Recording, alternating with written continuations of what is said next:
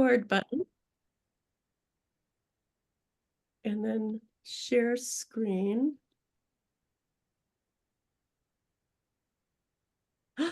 It worked. Can you see it? Yeah. Yes. Oh, exciting. So I'm going to do a little introduction for this, and then our presenters will take over. Our presenters are Celeste and Nikule and Sarah, and their bios are on the agenda, and they can tell you a little bit. They'll be telling you more about them during this time.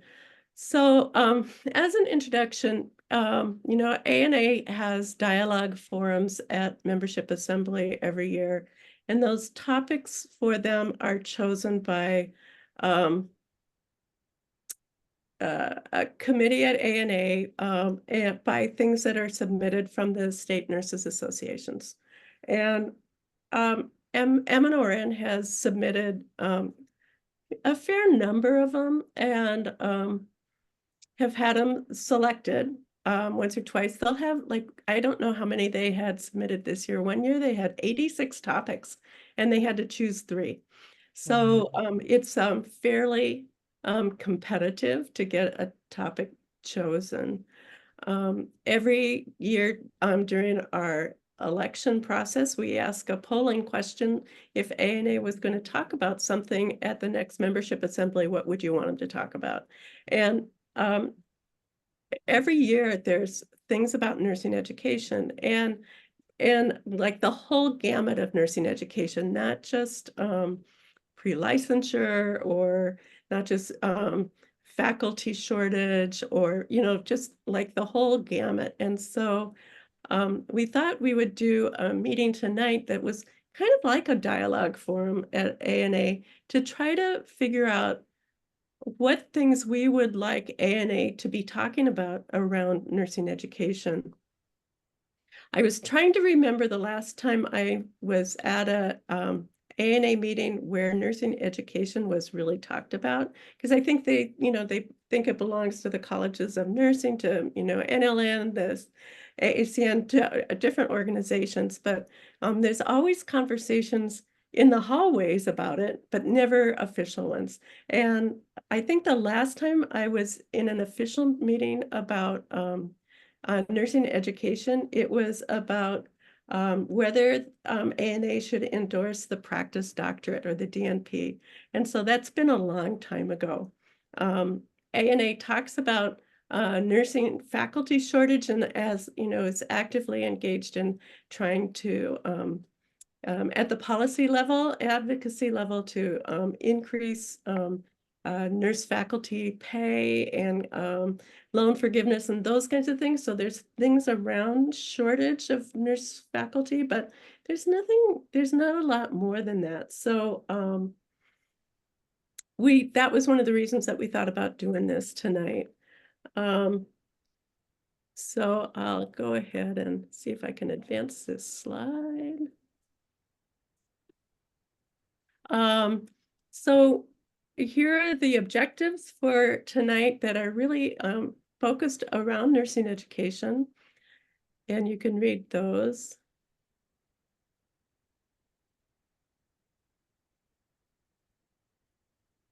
And then here's the purpose: to really talk about this nursing education in a way that will help us narrow the topic for a potential nursing education dialogue forum submission for next year for ANA.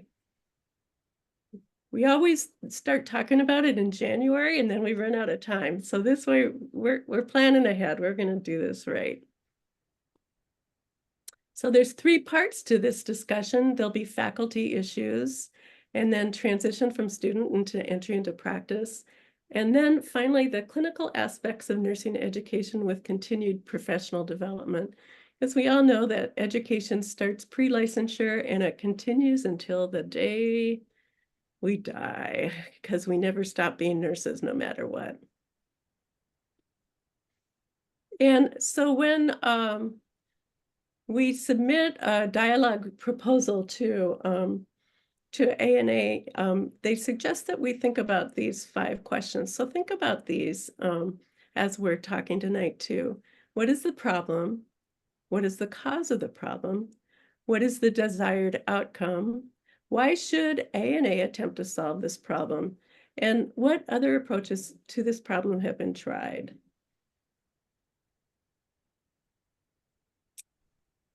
So we'll move on to faculty issues, and Celeste is going to do this part, and I'm going to drive the slides. So just let me know when you want them advanced, okay? Okay. All right. Thank you, Kathy, very much. And thanks to all of you for being part of this discussion. We're going to try to break up the 3 sections into part of the presentation and then leave time at the end of each of the 3 parts for discussion. So please think of items that you want to talk about as each of us are talking. All right, you go ahead. Thank you, Kathy. So first of all, this is kind of stating the obvious, but I felt like we really needed to start with why does the nursing faculty shortage matter? Why would the ANA take this up as a topic? Oops, I want to go back just for a second. It's all right. Hang on. That's all right. Basically, I can keep talking while you're doing that. So basically, we know that there's a shortage of nurses out there, and the shortage of nursing faculty exacerbates that shortage of nursing. And there's a direct correlation between nurse staffing issues and higher rates of patient infection, mortality, and unsafe patient care. So that the nursing faculty shortage does have a direct, or at least an indirect, impact on patient care. So it's an important topic. Okay, now we can go ahead. There we go. Some of these things are things we already know, but I wanted to put numbers to it so we could kind of have a little bit more quantitative discussion. You may not know how bad some of the problems are, is that approximately 92 qualified applicants in baccalaureate and graduate programs are turned away every year. The primary reasons cited by the schools for turning applicants away are faculty shortages. I know many people think that it's lack of clinical sites. That's an issue too, but faculty shortages are actually the primary reason for turning those away. Nurse faculty vacancy rates vary by geographically, but the national average is 8.8%. Almost 85% of those faculty positions require a doctoral degree. Average nursing faculty is getting up there, almost 50 to early 60s, which is of course retirement age. And approximately 1/3, based on a study that I saw cited over and over and over again, 1/3 of nursing faculty currently, and that was, I believe in 2022, was planning to retire by 2025, which is scary. Also, the doctorate of nursing program enrollment has dropped since 2013, and that's very significant because these are the faculty, the doctorate prepared are the ones that teach the nursing faculty. So it just, again, it's the downstream or the upstream effect, depending upon how you look at it. If we have less educators for faculty, then we're going to have less faculty. And then another fact that is that there's a shortage of diversity among nurse educators. Most of them are female, and only 17% are from underrepresented groups. And we all know that this is important in order to bring in students with diversity, which is, of course, what we want in our profession as well. All right. Thank you, Kathy. Here's just a quick look at those vacancy rates based on geographic region. As bad as we have it, we're actually in one of the best parts of the country here in the Midwest. For some reason that I could not determine based on the, this study that I found, the West is significantly hurting more than we are. So maybe that makes us feel a little bit better that we're not in the worst situation around, but nevertheless, it's high. So, okay, thank you. And there's one more kind of a graph. This just highlights. I won't go into all the details of it. And these slides will be available, as they always are, after the presentation for people that want to dig into this a little bit deeper. But this just kind of shows that in this almost 10-year time period here, a vacancy and attrition rates, of course, went up. Student rates and graduates went up also. So this just shows that we have the few faculty that are still remaining have an increased workload, which we'll talk about that a little bit later. Of course, that just leads sometimes to higher burnout. So the numbers are, I think, support what we all kind of intuitively know, that this is, in fact, a significant problem. Okay, Kathy, thank you. I just wanted to put this in there. That for nurse educators, there's a special set of competencies. So every specialization in nursing has this, but of course, the nurse educators have their own, and this is of course over and above all the other types of nursing that we all do. So kind of a special specialization for this type of nursing. Okay.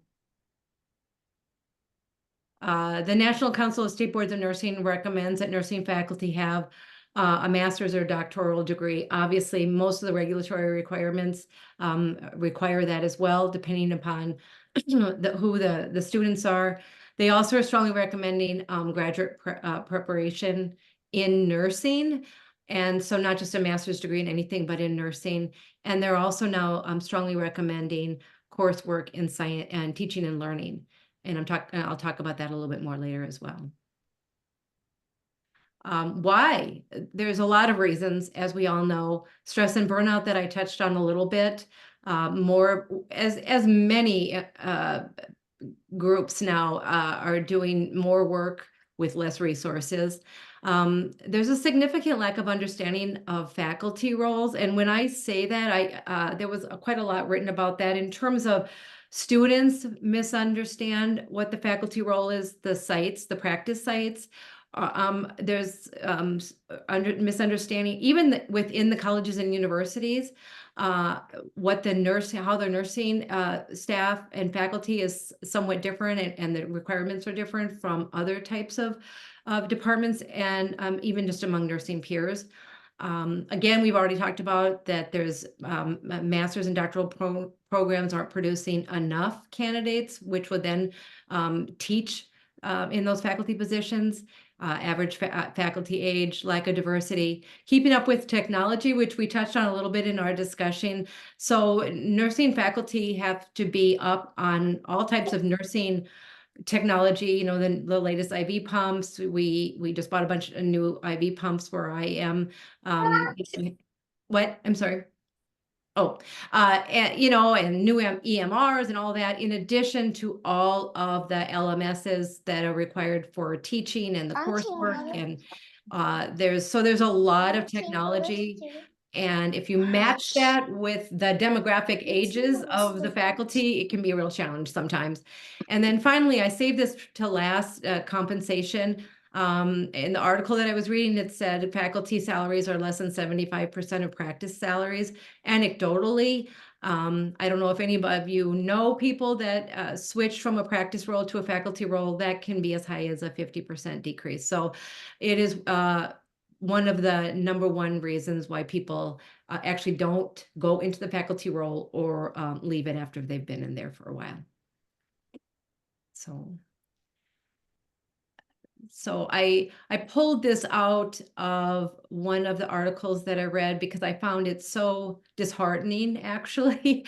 It's a little bit old. It's from a 2012 survey about doctoral students, nursing students, why they we're not even considering an academic faculty role. Of course, it made sense that the financial compensation, but many of them cited a negative perception of an academic nursing career, which was really disheartening to me. So I'm hoping when we have some time for a discussion afterwards, some of you we can talk about that a little bit and see if you feel like, if you either feel that way yourself or have that's been shared with you. And so there's a lot of strategies. We're not going to really focus on the strategies. I put some in here because there were a lot of really interesting things. I wanted to highlight a few with the stars that I thought offered some real good points of discussion, or some that have had some success already. The first star on the left was a nurse faculty fellowship program out of the state of Maryland. And they're doing, everybody always says, well, where are we going to get the money? Who's going to fund this? And they're actually requiring that the hospitals in Maryland partially fund this nurse faculty fellowship program, which it helps support nurse faculty education, to those doctorate and doctoral programs. So it only makes sense that the hospitals that need the nurses and that are so short-staffed would help support the creation of new nurses. So, and that's been pretty successful so far, and certainly could be replicated in other places. There are a few other states that are considering that. Then secondly, the star on the right, which to me is something that could be implemented very, almost anywhere, and that's an academic practice partnership. And there's a lot of them that are already formed nationwide, and every one is a little bit different. But basically, it's a practice setting, which could be a hospital's acute care, long-term care, any type of practice setting with an academic setting for the purpose of providing clinical sites, and also for providing work for the faculty. So it's a way of helping out a shortage that a practice site might have. Some of the faculty could have shifts there, maybe, and that would be flexible because they're all still teaching. We want the teachers to keep teaching, but then they could also have a partnership where they could work on a flexible type basis. And so that offers some real potential positive. And it also can offset the low compensation. They could make a little bit more money, stay up on practice guidelines, new practice things. So that's, to me, was super exciting, and could, I think, fairly easily be replicated. And then I have another slide with some other strategies. All of these are different, but I just start a few of them because in the essence of time. The other one was, I indicated that the NCSB, the National Council State Board of Nurses, recommended that coursework be part of the master's and doctoral programs. And here there was a recommendation that it actually be required, so that every nurse going to school for those degrees would get maybe even just one credit or a portion of a class to kind of get them thinking about this.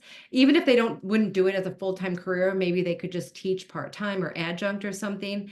And then the flip side is if people do ultimately go into an academic role, that they would be more prepared to do so. Because one of the number one reasons that people leave, in addition to compensation, is that they don't feel like they're successful. They get so overwhelmed. It's a very different type of nursing.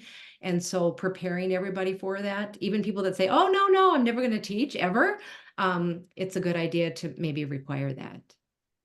So I think I have. So getting back to those original questions that Kathy talked about from the ANA, you can kind of read through them. Most of them I've kind of explained already, but I really want to emphasize 4 and 5. Why should the ANA attempt to solve this problem? Again, it's so important. It's worsening, and it has an impact on the quality of the patient care that is ultimately provided.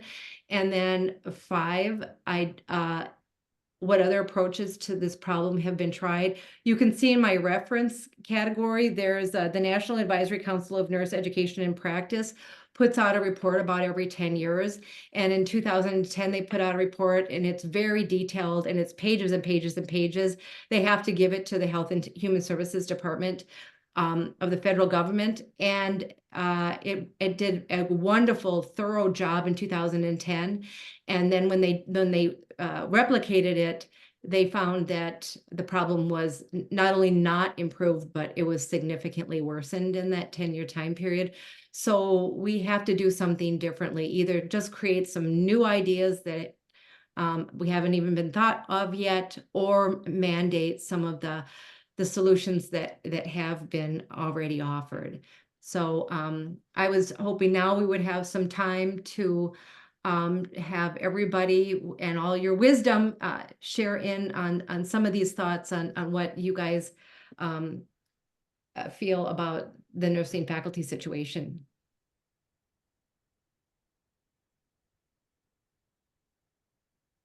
Well, this is Cammie, and so you know, I teach just as an adjunct, and I think that, and I went into teaching that and didn't give up my full-time job just because I couldn't afford it, right?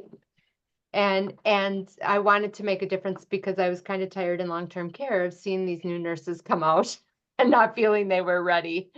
So I went in to do it that way. But I think that there's a new wave of students, and I don't know if anybody else has noticed this, but I think that your point of saying students don't always understand the nurse faculty, there is a lot more disrespect and a lot more what I would call bottom up, almost harassment now that comes from nurse students.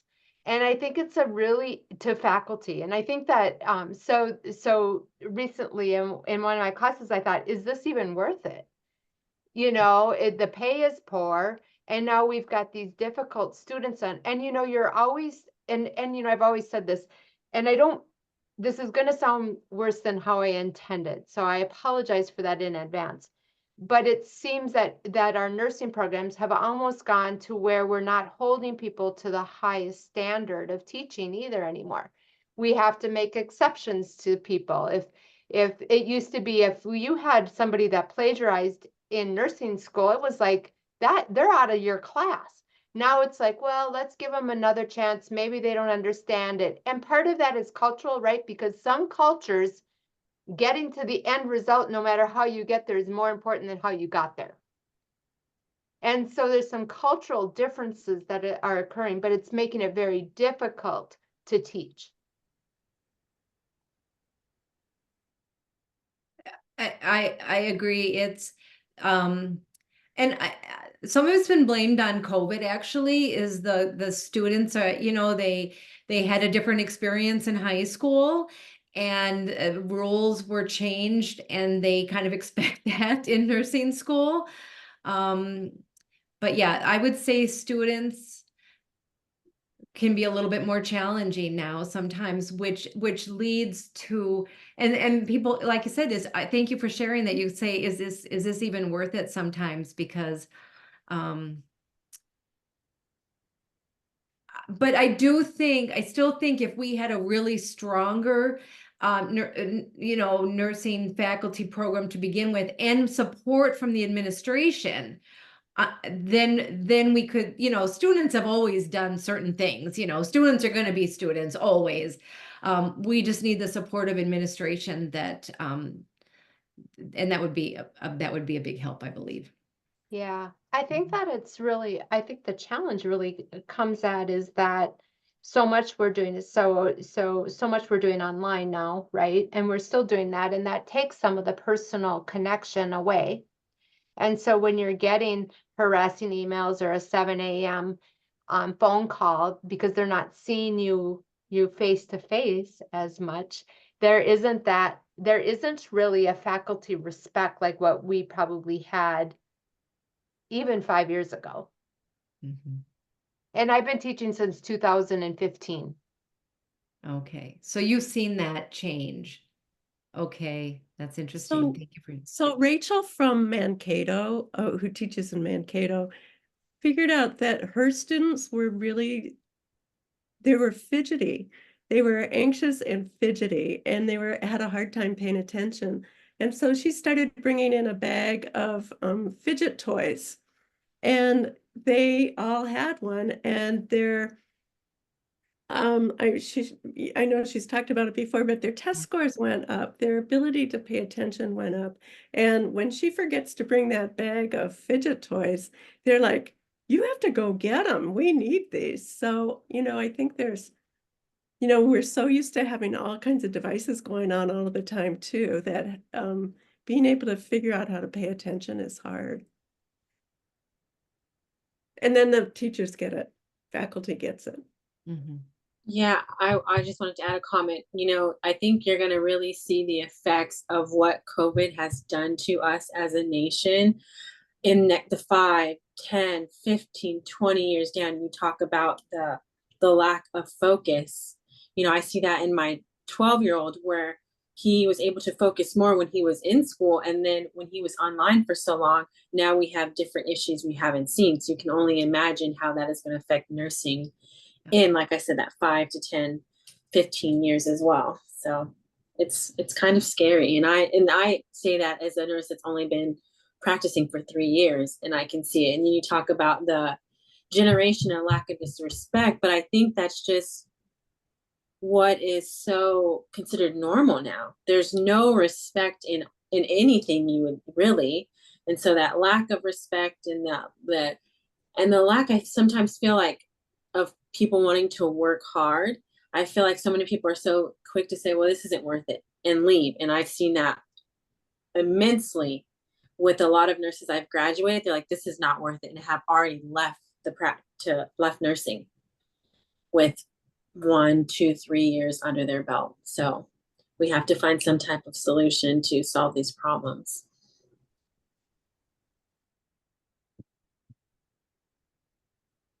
I'm just wondering if anyone has any thoughts on that comment that I highlighted on the slide about, do you guys feel that there's a negative perception of like of an academic nursing career? Like, well, who would want to do that kind of thing? I don't know if it's a negative around that. I think, Okay. Celeste, that if you look at nursing, people going into nursing around um, a livable wage, when you look at what faculty are, and if you equate what they can go to make into another setting, even long-term care now, where we pay more than faculty does, that faculty is paid. And so if you look at the value of that, what does that say? Is and people coming out of school have debt, they have all kinds of things. So it's not attractive to go into that. And so I don't know if it's just that like long-term care, nobody wants long-term care, right? And that really is a bad reputation for nurses. I don't think that's the case with faculty. I Okay. think it is a workable, or how much, I think that wages just don't compete. And so it doesn't become attractive. But the other thing I would say is, just like I complain a little bit about how nursing home, we put student nurses in that first quarter or first semester in the nursing home, and it's essentially saying this really doesn't have a lot of value. You're going to learn this here, and it's basic care, and you'll get your real experience in the hospital. We never put really people with faculty to learn what faculty do. Right. Yeah, that's true. Yeah, that's true. Yeah. I also agree with Kimmy. It's money. I work with a lot of people with advanced degrees, and it's really the money. I mean, people have a really good respect, at least in the cohort of people I work with, for professors and adjunct faculty, because a lot of us are adjuncts. But it's really, unfortunately, just the money.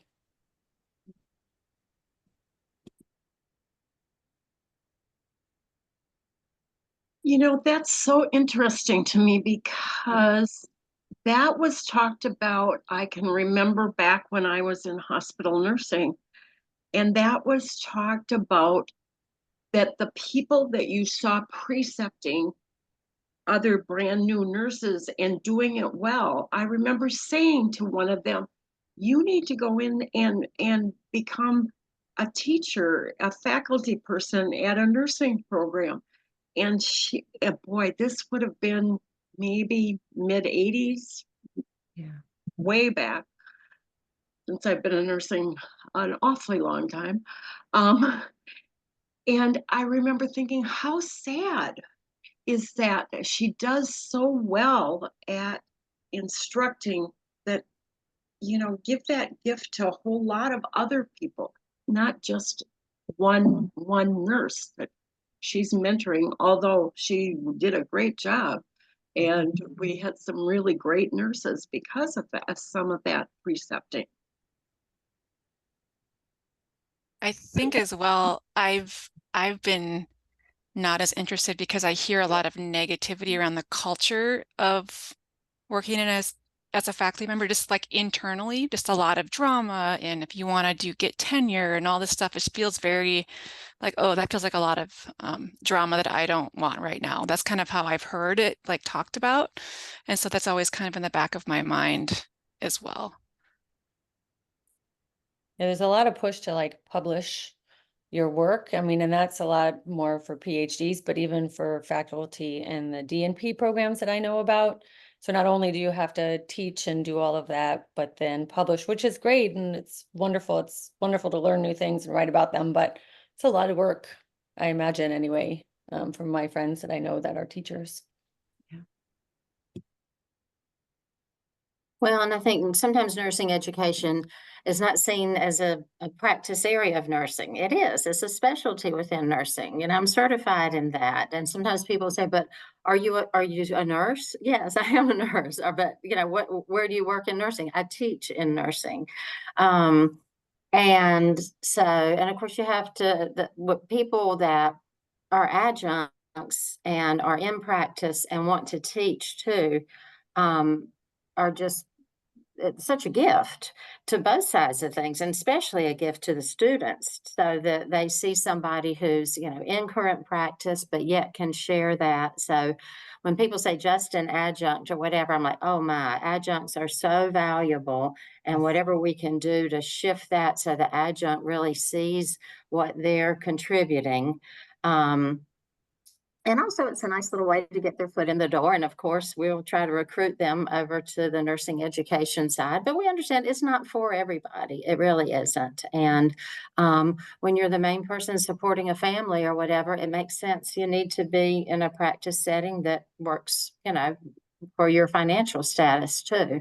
But I think part of that is just not the recognition of nurse education as something that you're an expert in or that you specialize in. Mm-hmm.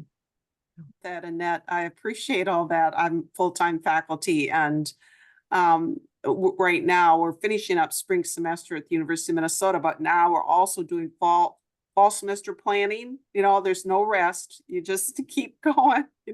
We'll be doing course revisions all summer, and so we're planning the clinical immersion for the master students, which they graduate in December. And so the students are always so excited that they get to be with real nurses. Oh, we'll be paired with real nurses, and like, oh, well, I'm a real nurse. I always retained a staff nurse position throughout my years of teaching. Number one, to supplement my income, and I'm a frugal person, but also to stay credible. To keep my foot in the door, to stay credible. So, which I retained that position until the pandemic, and then I was let go by the institution that'll go unnamed. But I really appreciate everybody's comments. I'm thoroughly enjoying this conversation. Mm-hmm.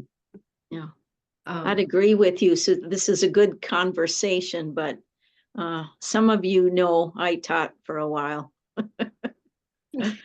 A long while. I've been retired for 10 years now. And when COVID was going on, I would sometimes think, well, gee, I wish I could go teach a class, but it's like, well, I don't know if I could handle it with the COVID elements and stuff that was going on then. But yeah, and I don't know what the cost is now, but that was always an issue when I was teaching years ago, but it wasn't that different, I don't think. But I agree with the comment that I think that ANA should do more for faculty or positional faculty, students who would like to hopefully be good teachers, whatever. And if some of you are part of other nursing organizations too, I think they should be good. Well, Kathy knows that I was active in ANA and Minnesota Nurses Association. And of course, then we created MNORN. But I just think organizational stuff would be really good for students to then understand what organizations can do for them, you know, as part of their role for nursing, but also teaching. And yeah, I would like to see more opportunities for nursing faculty to use ANA opportunities and stuff like that. And well, I told some of the people that I think it's a week ago, if any of you saw the event where Ernest Grant did a presentation on why we need more men in nursing. And, you know, and most of you know, well, he's the past president of ANA. And for him to do that kind of presentation on his background, it was so good. And it would be so good for faculty to share that specific presentation with their students, you know, even high school students, to get more people involved. So this is a big issue that I think we all have to deal with. Yeah, well, I couldn't agree more, but I want to be sure and give Nicole and Sarah, we still have two other parts to this discussion, so I definitely want to give them the opportunity to share as well. So hopefully we'll have more time for discussion also. Here we go. Thank you, Celeste. All right, well, I will get started on my part. My part is the student entry to practice. And before we get started, I kind of just want everyone to kind of think back to when you became a new nurse, those feelings of not knowing what you were doing and how stressful you felt during this time, and just take that feeling as we go through this presentation to really relate on my personal experience and what new grads are feeling as well. Next slide, Kathy, please.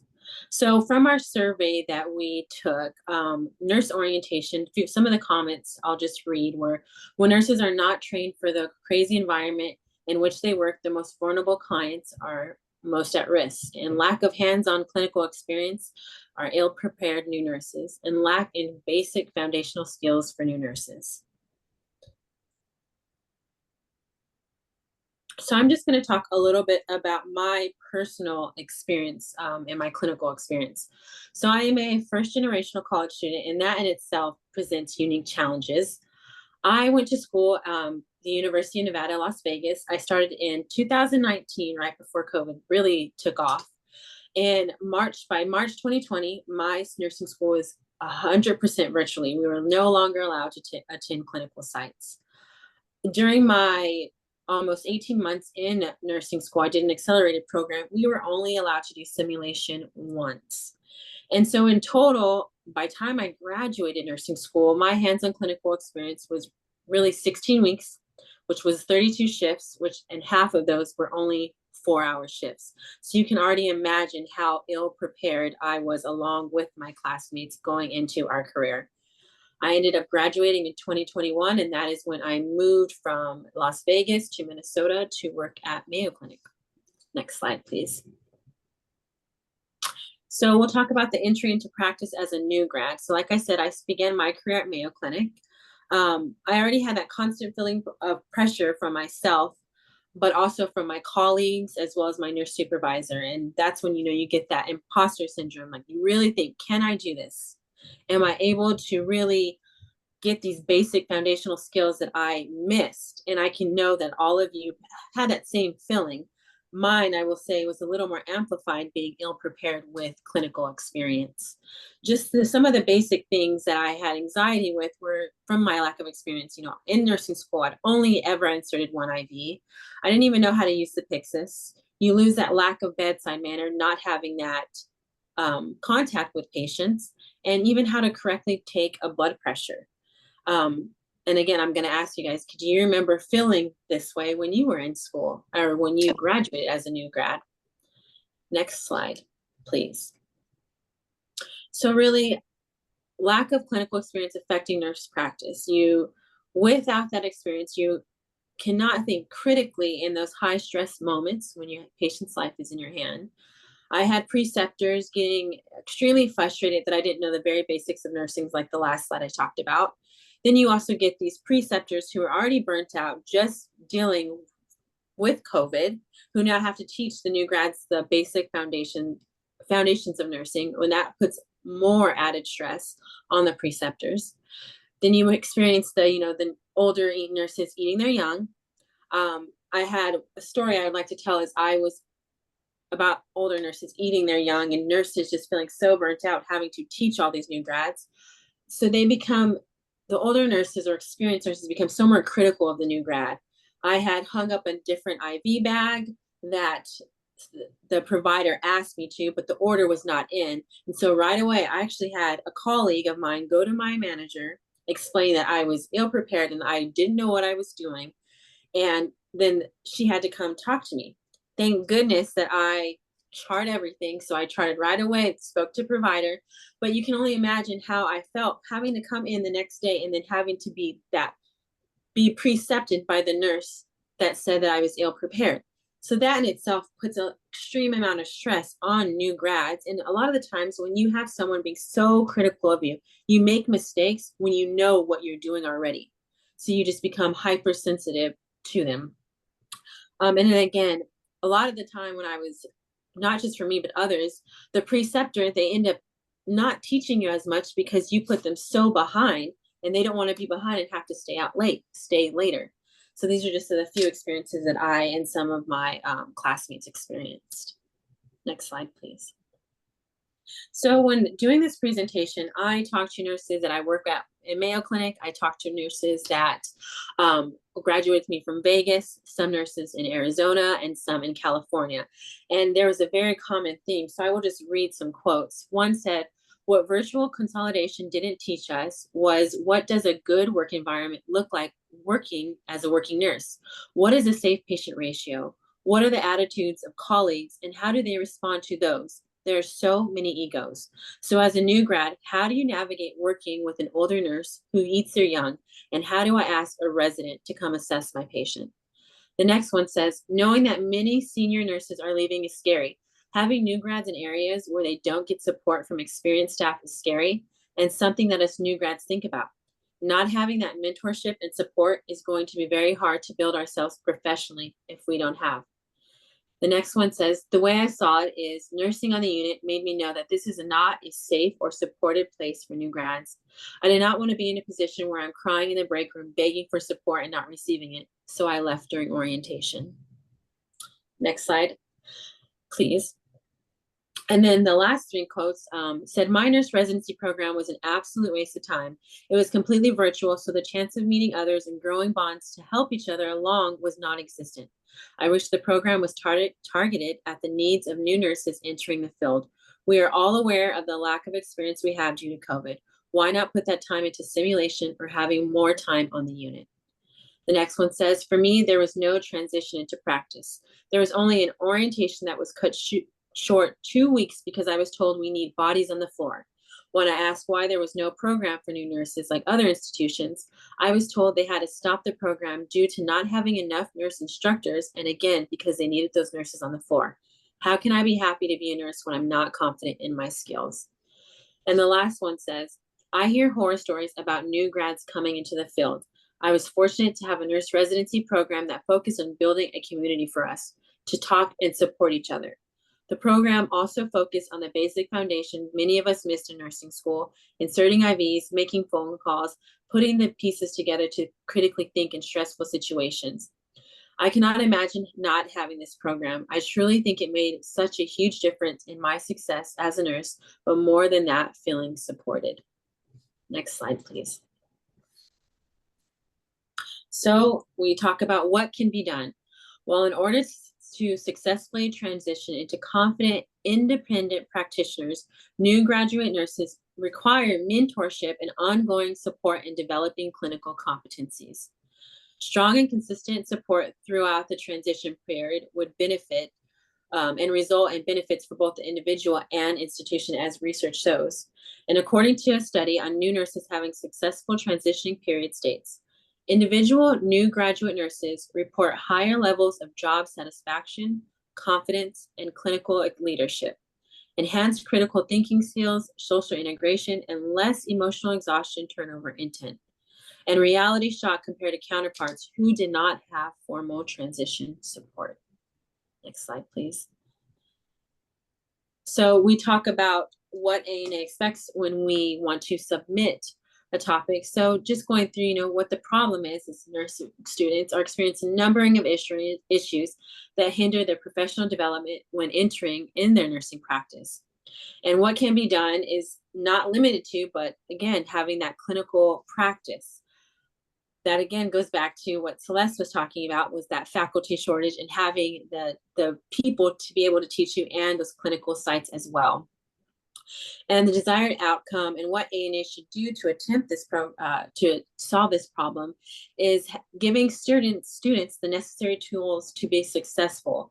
And this we've seen in the research shows that people that come into the practice that have nurse residency programs or transition into practice programs, they feel more supported, less nurse burnout, better retention rate, better patient outcomes as well, and the advancement of the nursing profession. And, currently there have been a lot of approaches. Like I said, I was even in a nurse residency program, and for me, it didn't do enough. And so if we can really reevaluate these existing programs, I think that would help with this issue. And that is all I have for you guys.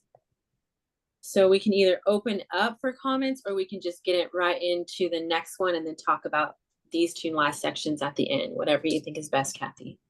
Yeah, why don't we take a couple comments before Sarah does hers?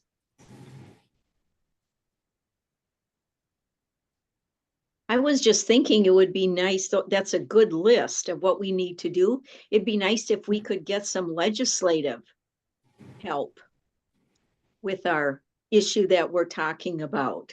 So Nikule, you'd be really good at doing that. Sharing that.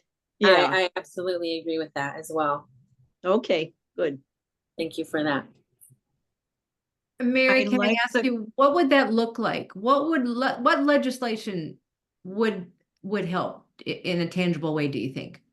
Well, I think it would, I've been out of practice now for a while, but I think like some of the issues that Nikule has, like, well, because people are concerned about the money involved in teaching nursing, could we get a little more salary for that?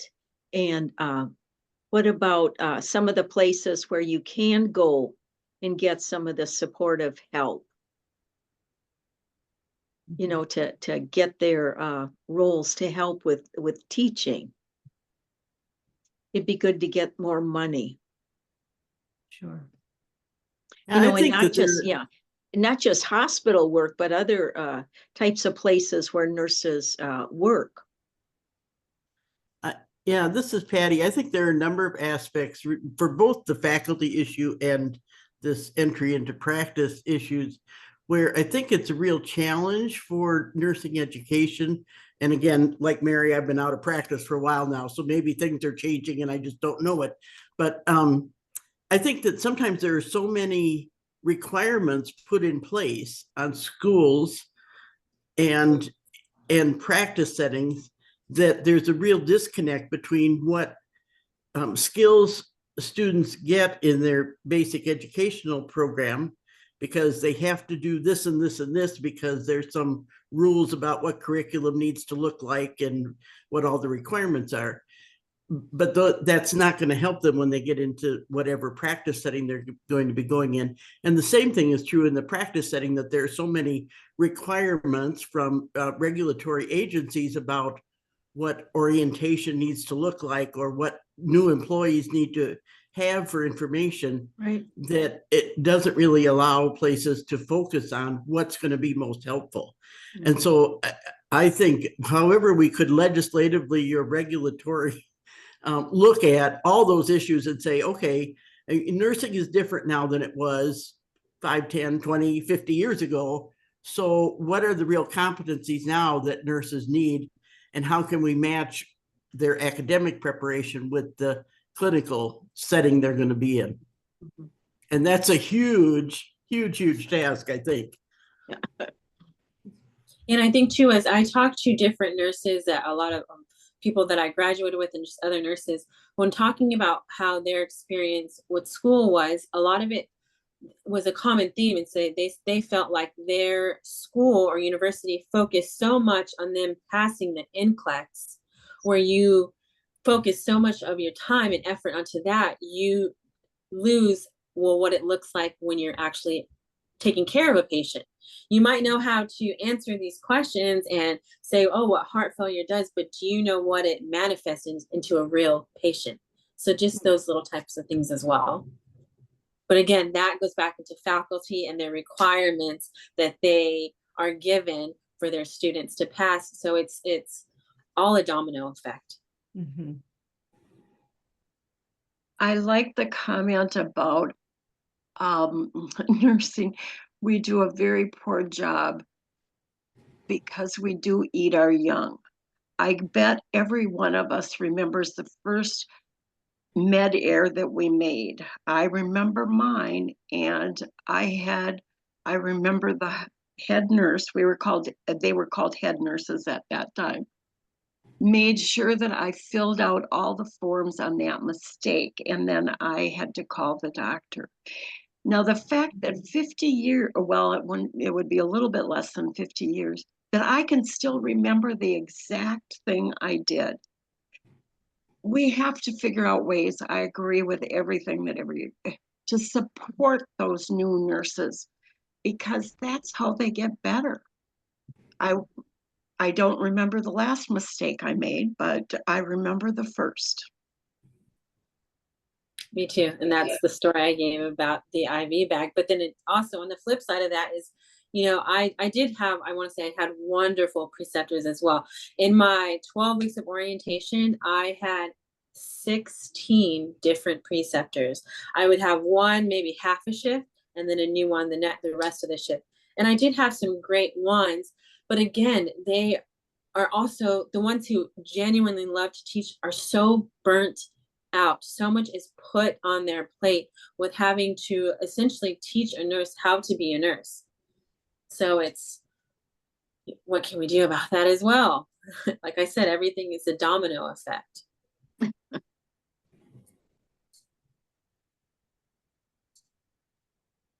Well, thank you everyone for your comments. I really appreciate it.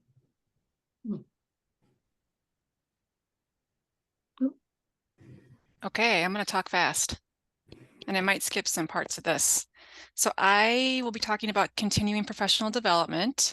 And so next slide, please, Kathy. So I'm just going to breeze through this. So I did a little bit different take. So I did the what, so what, now what format. So just again, to level set, what is continuing professional development, or CPD? So CPD is obviously central to nurses' lifelong learning and is a vital aspect for keeping nurses' knowledge and skills up to date. And then maintaining competence is a professional responsibility for nurses, and individual nurses are accountable for their practice as outlined in the ANA's nursing scope and standards of practice.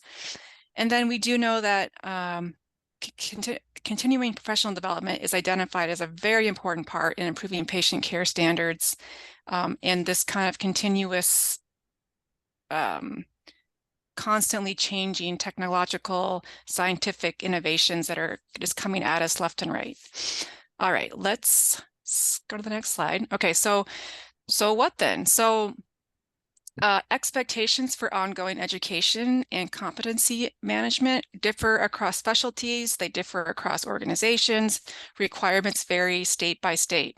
So, an example, so New Jersey requires 30 contact hours for their RN license renewal cycle. Massachusetts requires 15. Some states don't require any. So it's confusing and fractured, I should say. Second point, how nurses view their lifelong learning and their own professional development varies significantly, and then including between how newly graduated nurses think about it and maybe more experienced nurses think about it. So if you think about Some nurses are really seeking out opportunities to, like what's next. They want to challenge themselves. They have like very set kind of career goals. Others are maybe more check the box, we'll say, and they're just kind of doing the bare minimum they need to do to like maintain their licensure. So that is also helpful to think about.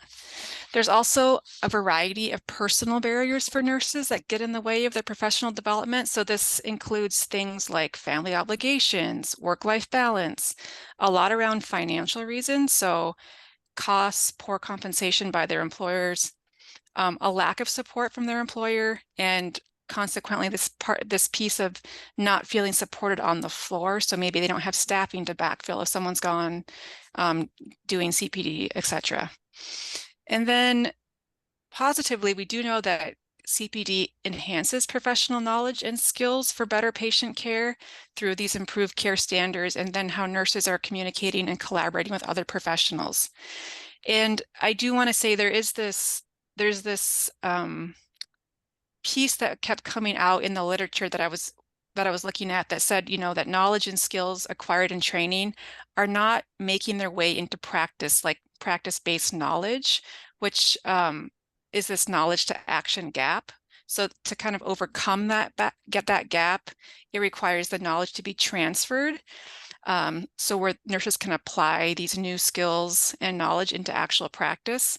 So that transfer is influenced by some different factors, including personal motivation, as well as contextual. So they talk a lot about support from managers and colleagues, and this expectation that people will, continue and they support this, support CPD in practice. So kind of to Nicole's point, the opportunity to learn and develop professionally increases your chances for career progression and also helps reduce that work-related anxiety because of your enhanced knowledge. Next slide, and I'm going to skip this one. So I pulled some stuff from our MNORN member survey, but you can look at that on your own time. So we'll do the next slide. So now what? So it was very clear in the lit review that I did that these are kind of the 5 buckets to think about. So the first is that the workplace needs to support, demand, and trigger learning to encourage competence development.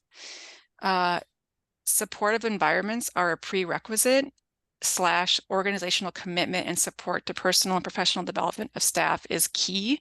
So conditions have to be met, including flexible off-duty patterns to allow time for staff to study, availability of workplace learning, workloads that aren't excessive, maybe a CPD that's fully funded or very clearly a shared responsibility between the employer and their staff.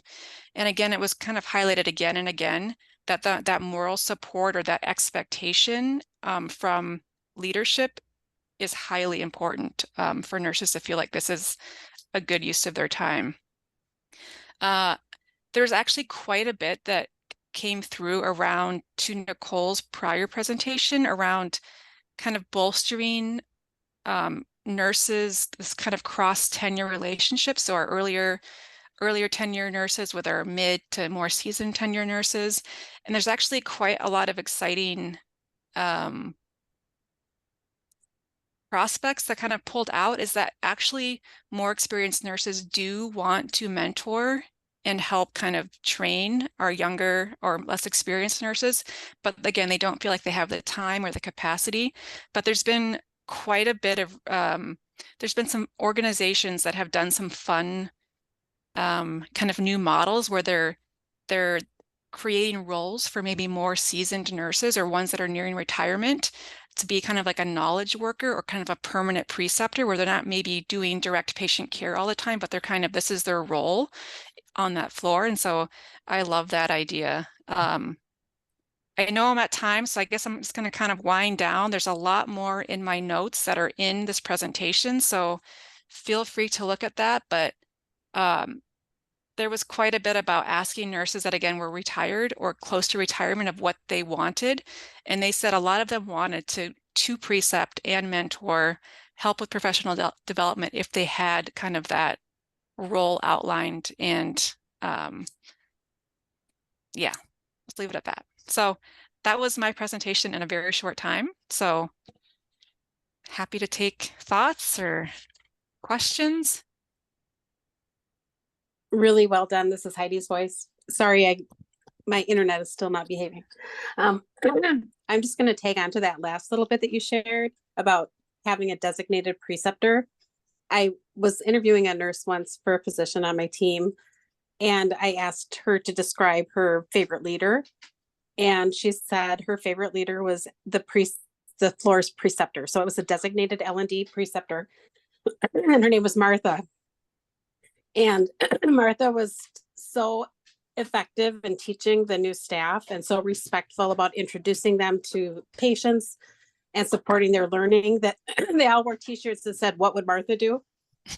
Because of the way that she really bred that culture. So I really resonate with what you said, kind of that last point. So thank you. Yeah.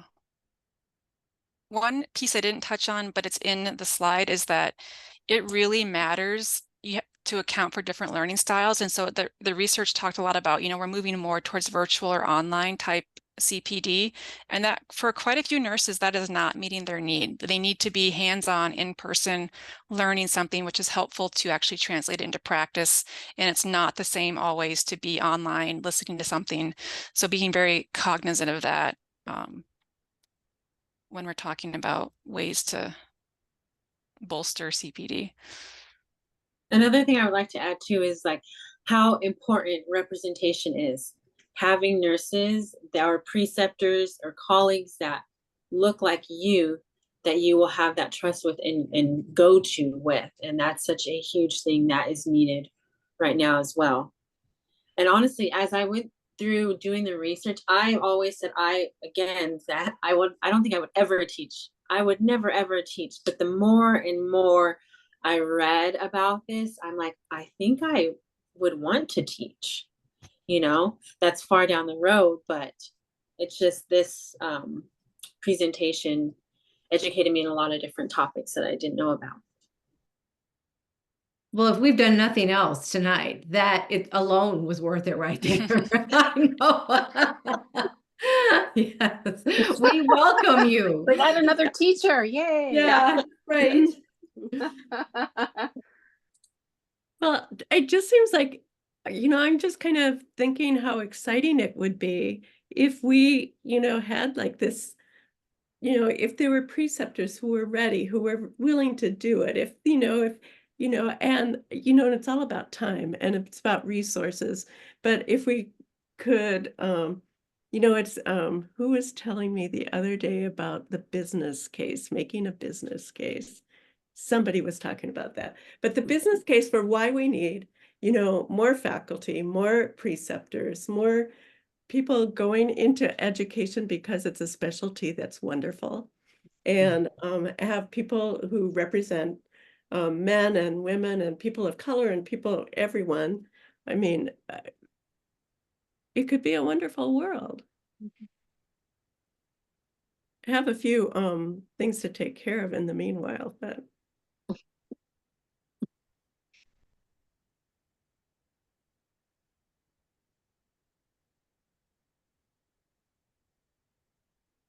any other comments?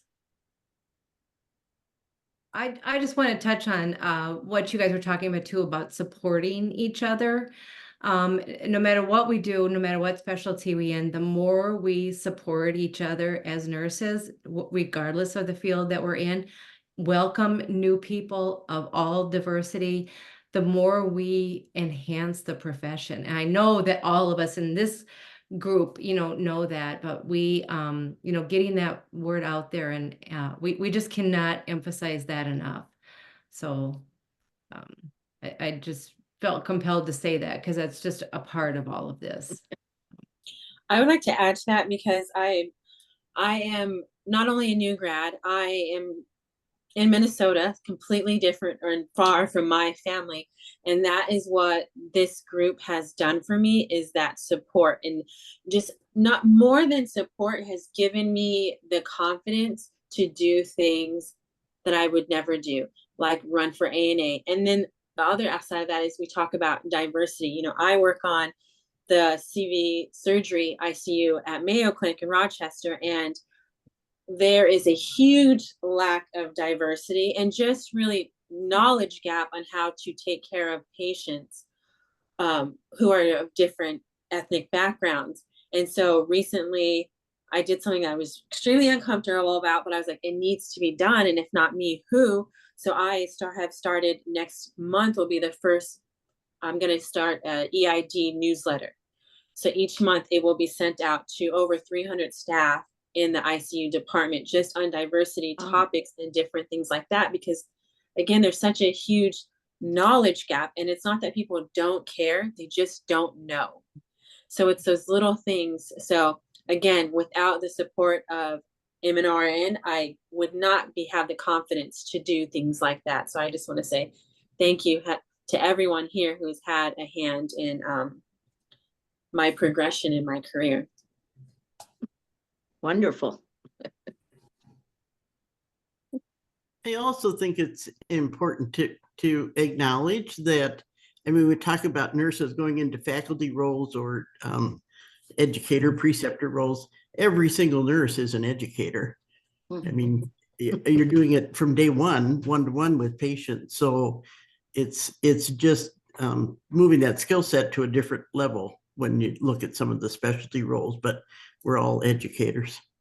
Just like we're all geriatric nurses, unless you're in peds or neonatal, you're dealing with geriatric patients all the time. I don't care if you're a critical care or med-surg or long-term care or whatever. Right, yeah. We're all geriatric nurses, sometimes in more ways than one.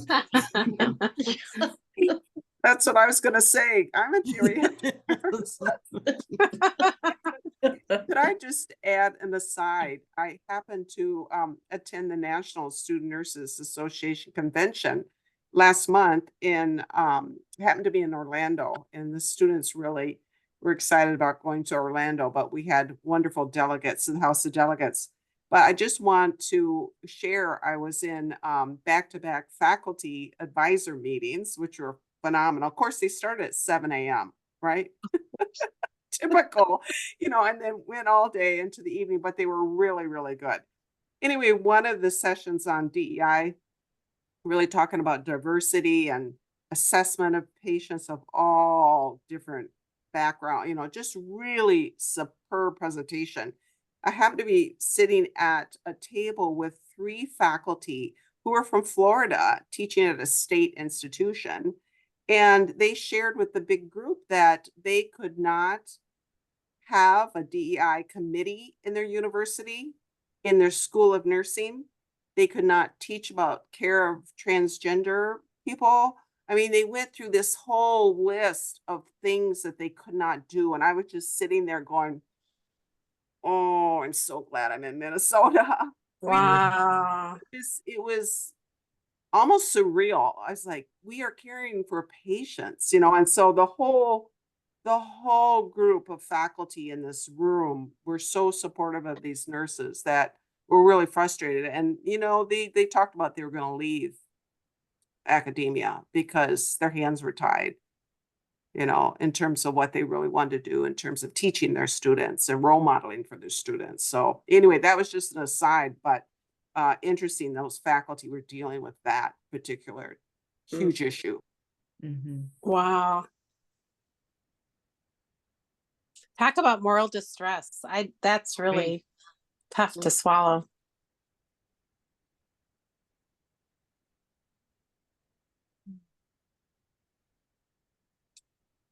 Any other final comments about any of the presentations?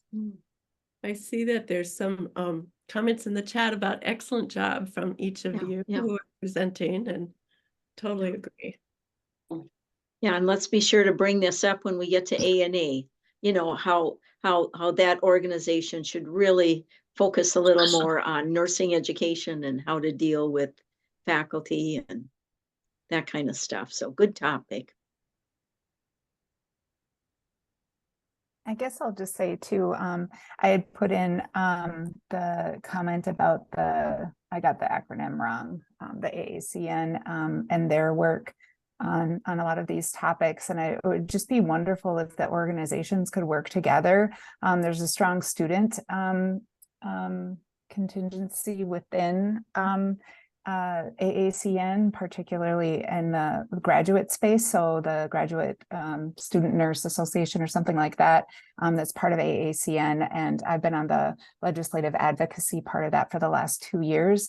And so a lot of these talking points are part of that. And it would just be really great if we could combine some of these efforts and include some of the innovative stuff that was talked about here, along with a lot of the stuff that they have as resources too, and some of the legislative work they're already doing on the Hill, at least federally.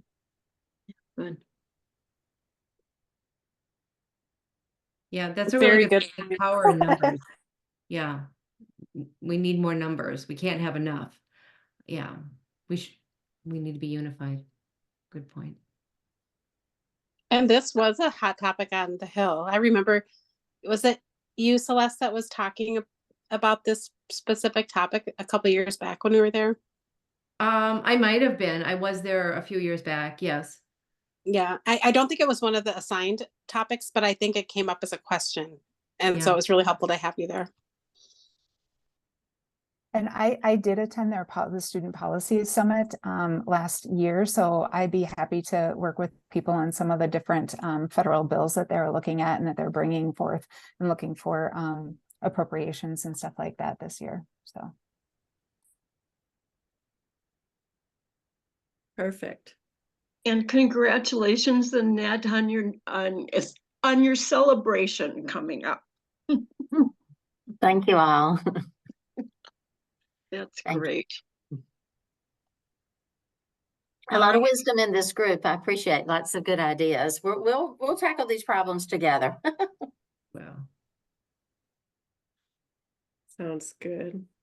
So you'll be getting an evaluation email tomorrow, and if you fill that out, then you'll get a certificate of attendance, and the MNORN board will continue working on ideas for submission for an education topic for the 2025 membership assembly, and it's gonna rock.